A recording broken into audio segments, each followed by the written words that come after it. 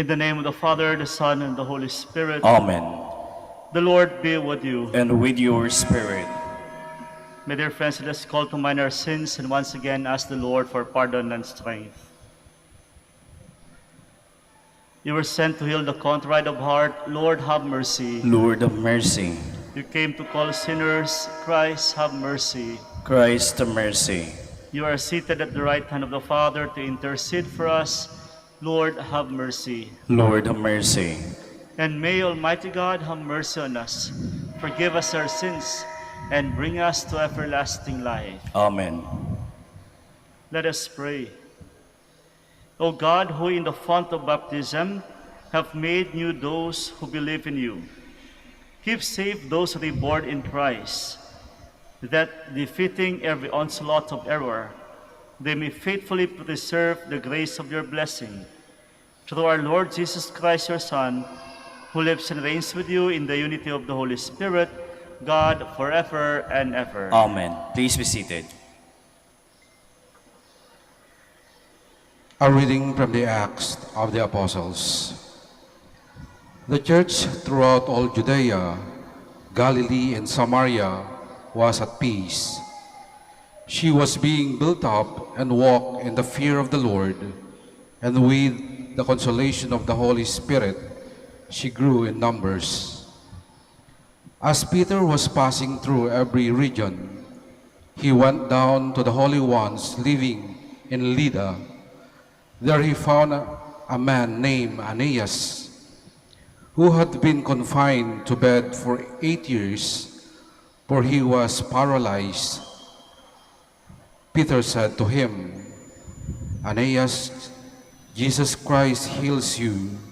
Get up and make your bed.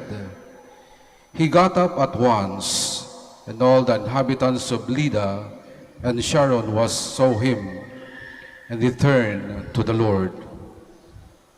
Now in Joppa there was a disciple named Tabitha, which translated in Dorcas. She was completely occupied with good deeds and almsgiving. Now during those days she fell sick and died. So after washing her, they laid her out in a room upstairs. Since Lydda was near Joppa, the disciples, hearing that Peter was there, sent 2 men to him with a request, Please come to us without delay. So Peter got up and went to them. When he arrived, they took him to the room upstairs, where all the widows came to him weeping, and showing him the tunics and cloaks that Dorcas had made while she was with them. Peter sent them all out and knelt down and prayed. Then he turned to her body and said, Tabitha, rise up. She opened her eyes, saw Peter, and sat up. He gave her his hand and raised her up. And when he had called the holy ones and the widows, he presented her alive. This became known all over Joppa, and many came to believe in the Lord. The word of the Lord. Thanks be to God. How shall I make a return to the Lord for all the good he has done for me? How shall I make a return to the Lord for all the good he has done for me? How shall I make a return to the Lord for all the good he has done for me? The cup of salvation I will take up, and I will call upon the name of the Lord. How shall I make a return to the Lord for all the good he has done for me? My vows to the Lord I will pay in the presence of all his people. Precious in the eyes of the Lord is death of his faithful ones. How shall I make a return to the Lord for all the good he has done for me? O Lord, I am your servant. I am your servant, the son of your handmaid. You have lost my bonds. To you I will offer a sacrifice of thanksgiving, and I will call upon the name of the Lord. How shall I make a return to the Lord for all the good he has done for me? Please stand. Alleluia, alleluia. Your words, Lord, are spirit and life. You have the words of everlasting life. Alleluia, alleluia.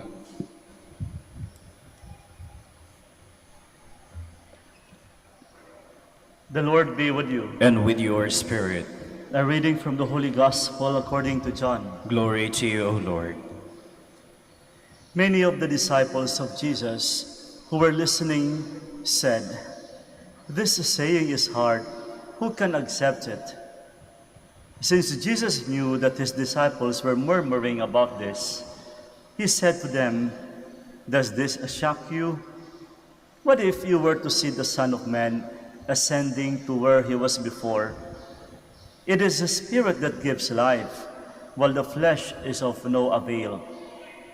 The words I have spoken to you are spirit and life, but there are some of you who do not believe." Jesus knew from the beginning the ones who would not believe and the one who would betray him. And he said, "For this reason, I have told you that no one can come to me unless it is granted him by my Father." And as a result of this, many of his disciples returned to their former way of life and no longer walked with him. Jesus said to the 12, "Do you want also to live?" Simon Peter answered him, "Master, to whom shall we go? You have the words of eternal life. We have come to believe and are convinced that you are the Holy One of God." My dear friends, the Gospel of the Lord. Praise to you, Lord Jesus Christ. Please be seated. Malalalim po ang mga laman ng mga wika ng ating Panginoon sa Ebanghelyo. The first one, he said, "No one can come to me unless it is granted him by my Father." And the last one, napakalalim din. Nung tinanong si Simon Peter, "To whom shall we go? You have the words of eternal life. And we have come to believe and are convinced that you are the Holy One of God." Ano nga bang nais parating nito?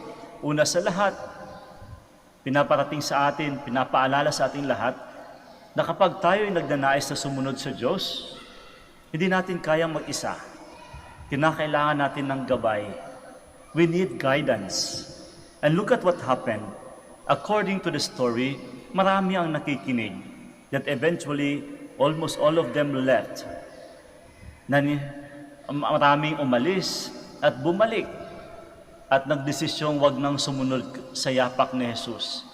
And yet, it is also clear in today's gospel that the 12 apostles decided to stay and remained and retained their intention to follow Christ.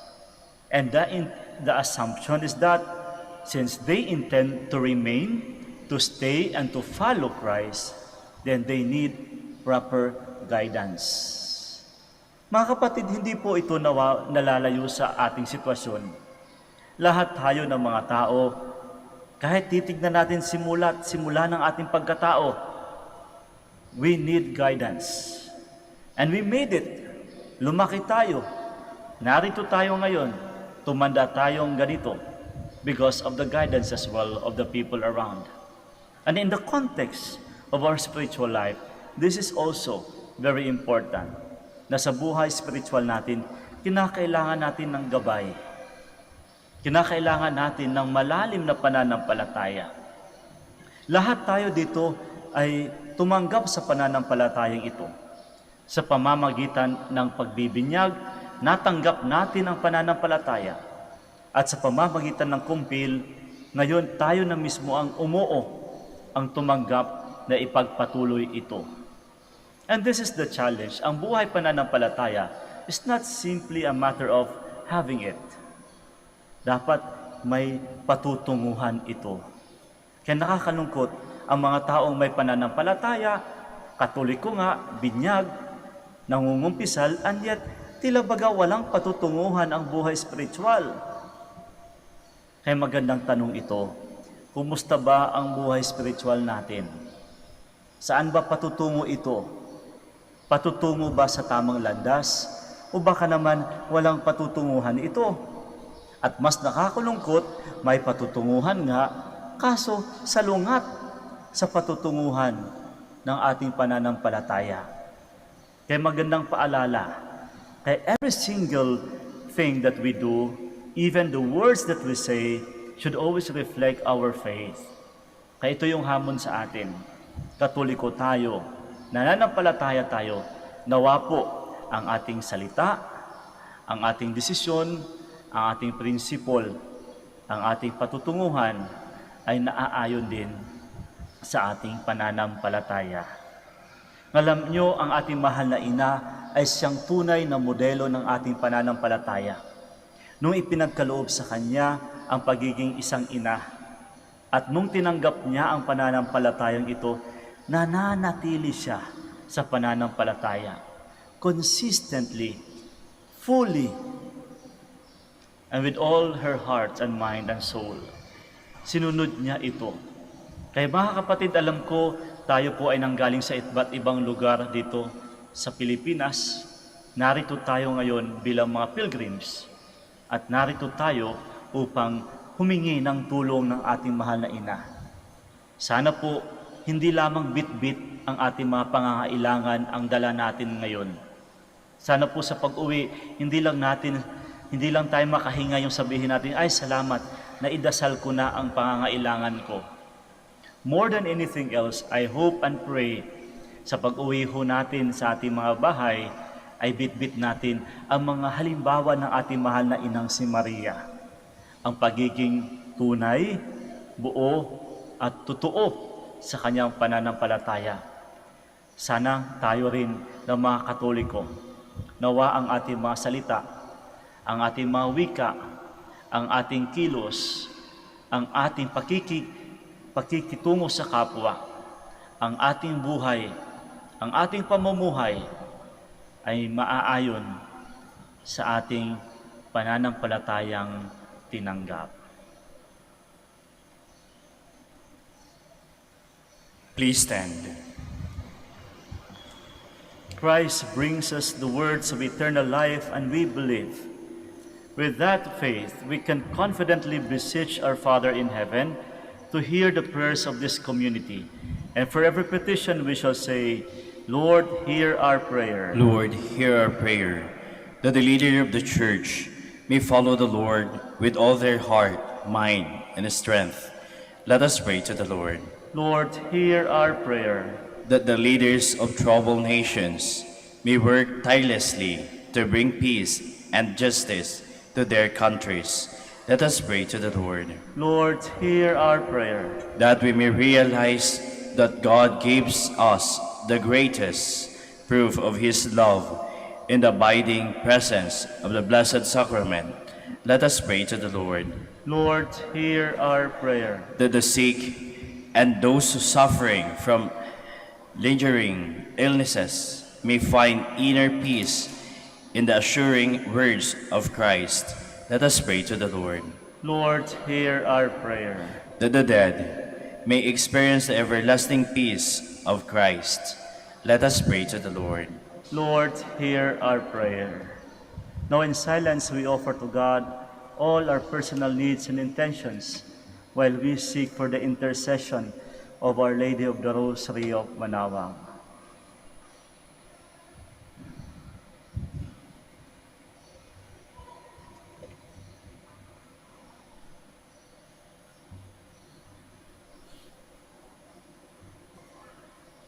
Father, your Son has the words of life. We have nowhere to go but to Him. Our prayers are offered in His name, who lives and reigns forever and ever. Amen. Please be seated.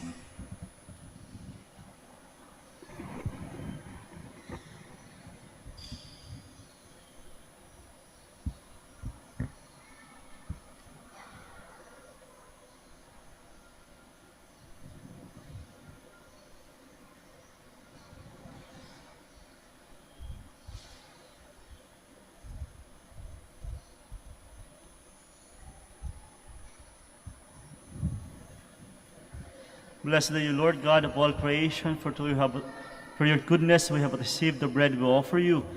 Fruit of the earth and work of human hands, it will become for us the bread of life. Blessed be God forever.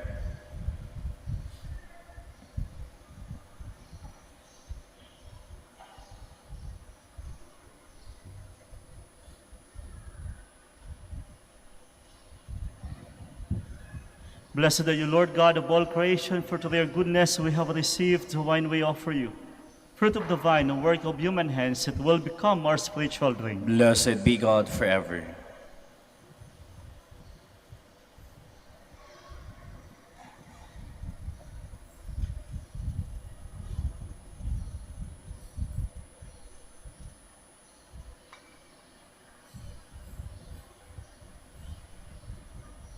Please stand.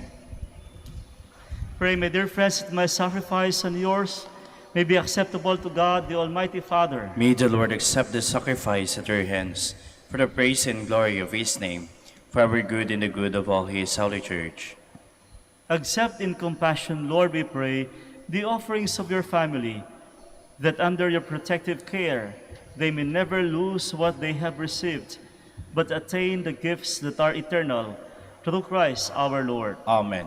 The Lord be with you. And with your spirit, Lift up your hearts. we lift them up to the Lord. Let us give thanks to the Lord our God. It is right and just. It is truly right and just, our duty and our salvation, always and everywhere to give you thanks, Almighty God. Through him the children of light rise to eternal life, and the halls of the heavenly kingdom are thrown open to the faithful. For his death is our ransom from death, and in his rising the life of all has risen. Therefore, overcome with paschal joy, every land, every people exalts your praise, and even the heavenly powers with angelic hosts sing together the unending hymn of your glory as they acclaim. Holy, holy, holy Lord God of hosts, heaven and earth are full of your glory. Hosanna in the highest. Blessed is he who comes in the name of the Lord. Hosanna in the highest. Please kneel. You are indeed holy, O Lord, the fount of all holiness. Make holy, therefore, these gifts, we pray, by sending down your Spirit upon them like the dewfall, so that they may become for us the body and blood of our Lord Jesus Christ. At the time he was betrayed and entered willingly into his passion, he took bread and giving thanks broke it, and gave it to his disciples, saying, Take this, all of you, and eat of it, for this is my body, which will be given up for you.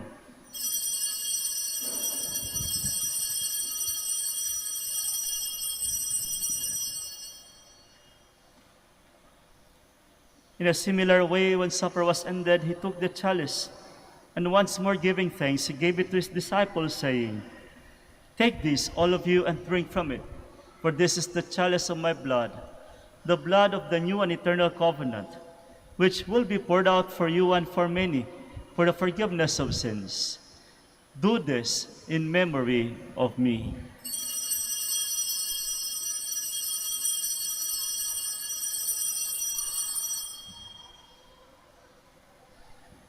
The mystery of faith. When we eat this bread and drink this cup, we proclaim your death, O Lord, until you come again. Therefore, as we celebrate the memorial of his death and resurrection, we offer you, Lord, the bread of life and the chalice of salvation, giving thanks that you have held us worthy to be in your presence and minister to you. Humbly we pray that partaking of the body and blood of Christ, we may be gathered into one by the Holy Spirit. Remember, Lord, your church spread throughout the world, and bring her to the fullness of charity, together with Francis our Pope, Socrates our Bishop, and all the clergy. Remember also our brothers and sisters who have fallen asleep in the hope of the resurrection, and all who have died in your mercy. Welcome them into the light of your face. Have mercy on us all, we pray, that with the Blessed Virgin Mary, the Mother of God, Saint Joseph, her spouse, with the blessed apostles and all the saints who have pleased you throughout the ages, we may merit to be co-heirs to eternal life, and may praise and glorify you through your Son, Jesus Christ. Through him, and with him, and in him, O God, Almighty Father, in the unity of the Holy Spirit, all glory and honor is yours, forever and ever. Amen. Please stand. At the Savior's command, and formed by divine teaching, we dare to say,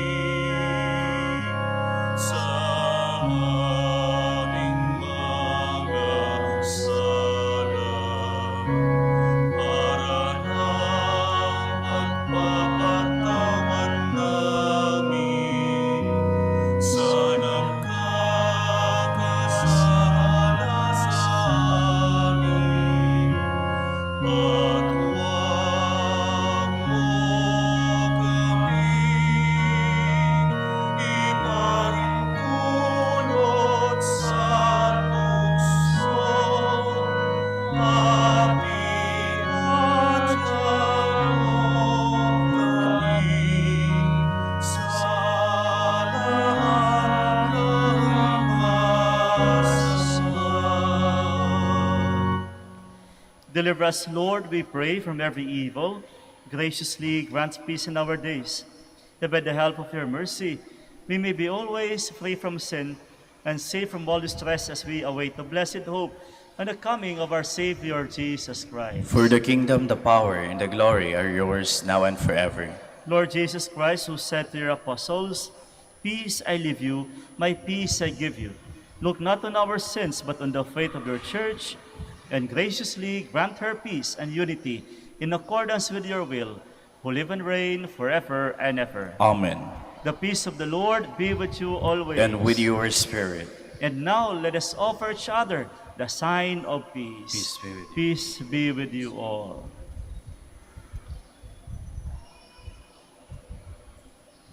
Lamb of God, You take away the sins of the world, have mercy on us.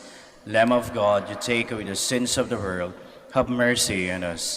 Lamb of God, you take away the sins of the world, grant us peace. Please kneel.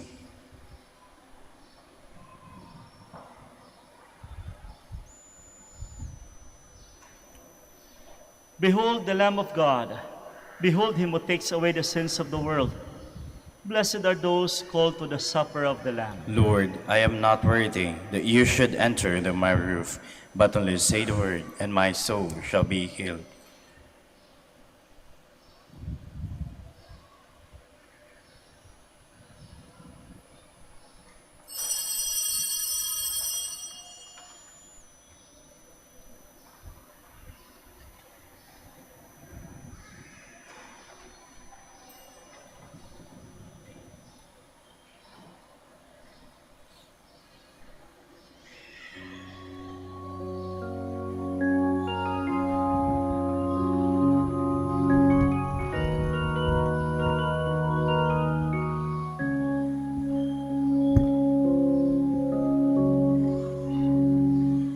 Ikaw lamang, o aming may kapal, nag-aalay ng buong pagmamahal, ng tinapay at saro, pag-asa ng bigo, handog sa bayang napapagal.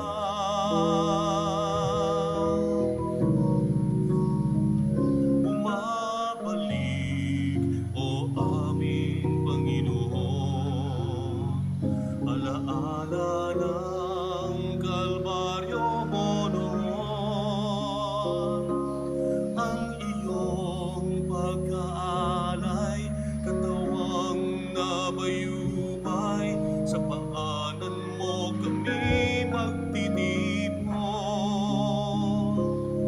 Mapag-iisang bayan sa piling mo, sa dulang mong lan magsasalo, minimithi aming matagpuan, sa biyaya ng banal mong katawan.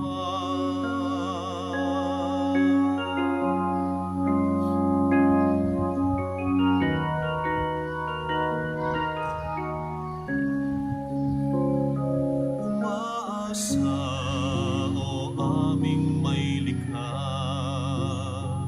na ang tinapay at saro ay magbunga ng pagsinta at pangunawa, pagbibigay ang kusa, nang ang buong bayay magkaisa, mapag-iisang bayan sa piling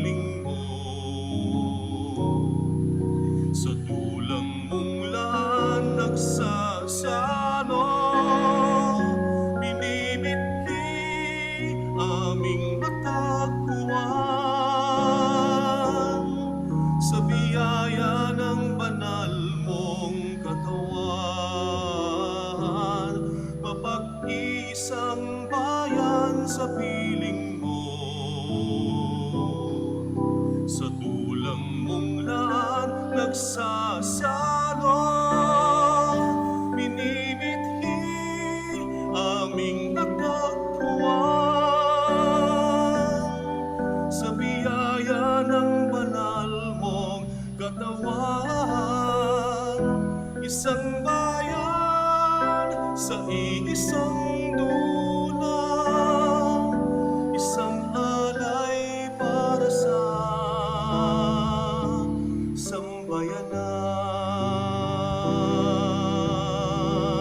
sambayanan. Please kneel.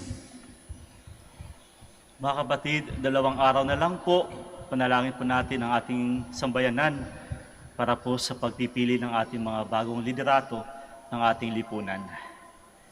And for every petition, we shall say, Deliver us, Lord. Deliver us, Lord, from coercion, violence, and terrorism, Deliver us, Lord. from dishonesty, lies, and all distortion of truth, Deliver us, Lord. from bribery, graft, and all conspiracy for fraud, Deliver us, Lord. from threats, intimidation, and perverse language. Deliver us, Lord. Let us pray together. Hear us, Lord. Hear us, Lord, that conscience may always be our ultimate norm, Hear us, Lord. that the common good may always be our highest goal, Hear us, Lord. that human dignity may be respected all the time, Hear us, Lord. that the poor and the weak may always have the priority, Hear us, Lord. that genuine fear of God and love of neighbors may guide those who seek public office. Hear us, Lord. Shepherd of souls, politics is your gift to us, a call to serve others. May our political engagement for voters and candidates bring glory to your loving name and help us grow in holiness forever and ever. Amen. Please stand. Let us pray. Keep safe, O Lord, we pray, those whom you have saved by your kindness, that redeemed by the passion of your Son, they may rejoice in his resurrection, who lives and reigns forever and ever. Amen.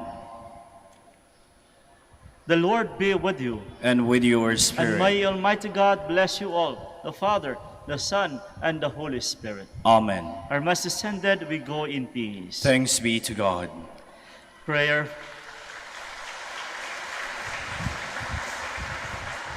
We shall now do the prayer for the blessing of the sick and the blessing of all your religious articles.